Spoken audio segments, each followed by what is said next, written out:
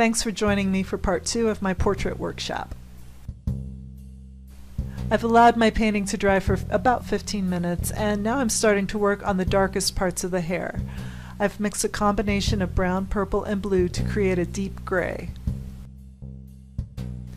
I'm painting the darkest parts next because it helps me sort of organize the main shapes in his hair. Then, when I add medium grays later, I'll know where to put them and what direction they're arranged. Rowan's hair was kind of frizzy in the reference photo, so I'm simplifying the main shapes a bit. It will still look a little unruly, but I don't want to drive myself crazy duplicating every single hair. And as someone who has to deal with frizzy hair a lot, I can assure you that nobody minds if you make their hair look a little less insane. And I'm starting out using a number 1 round brush, but later I will switch to a number 6 round brush whose bristles are fuzzy and destroyed. The small brush is for accuracy, and the fuzzy brush is for texture. Most of the darkest shapes are on the top of his head and moving toward the right side of the painting. The light is coming from the left, so that side of his hair doesn't require lots of dark shapes. Now I'm using that destroyed brush. The angle of the camera is making it tough to understand what's going on here, but you'll be able to see it soon. The fuzzy bristles create a lot of random lines, and this makes a texture that is very hair-like. I also use this brush to paint fur, grass, moss, and textures like that. I tend to hold the brush upright and use a minimal amount of paint. I'm just sort of dusting the surface of the paper with it.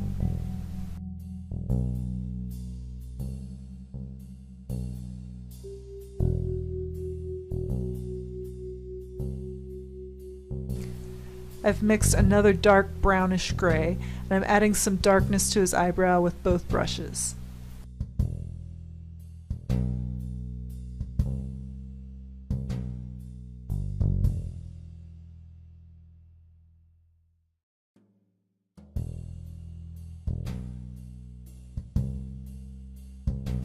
Next, I'm making the first of several passes that will define the structure of his eyelid, and I'll start blocking in the shadows around it. This gets dramatically darker very quickly, and I've added some cadmium red light to the area near his nose. Sometimes you'll see me pause for a few seconds. That usually means I'm about to paint something hard and I'm thinking about it first.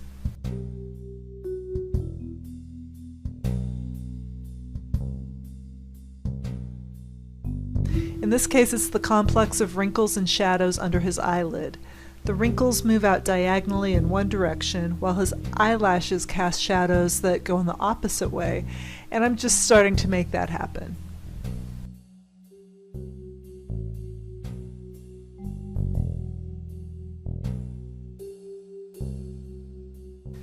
The shadow by his nose gets a similar treatment, maybe not quite as dark as the one around his eyelid.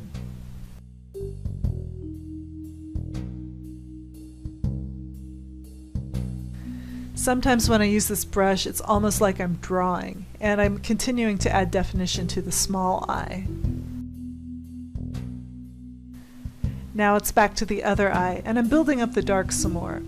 Today I'm working on Langton 140-pound cold press paper, and my paint tends to dry a shade or two lighter than when it was wet.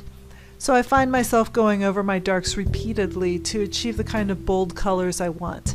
This could be annoying to some, but I kind of like it because it ensures that I almost never make fatal mistakes by getting too dark. I have to put forth a lot of effort to create super dark areas that are impossible to correct.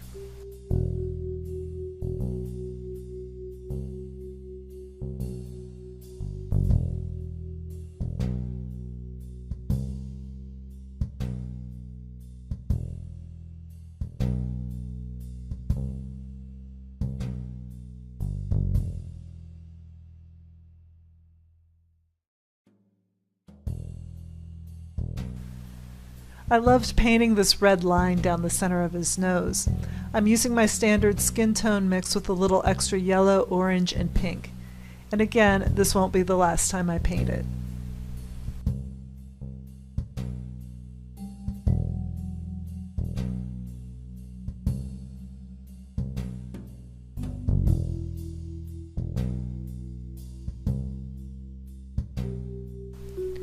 I've mixed some orange and purple for his mouth.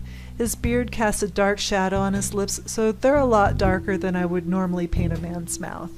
So this part feels a little weird to me, especially since the beard isn't close to being done. I left an area of lightness around his bottom lip.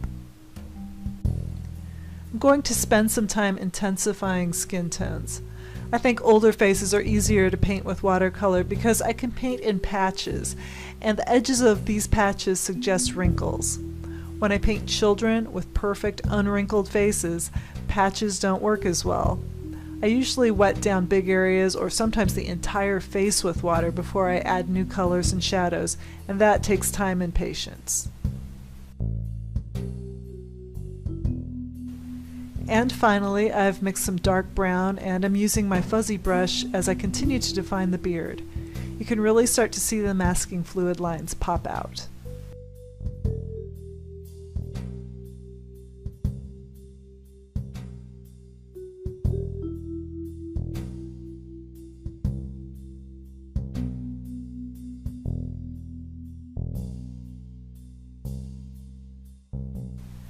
And this concludes part 2. Part 3 is shorter, and I'll continue to add details to his face.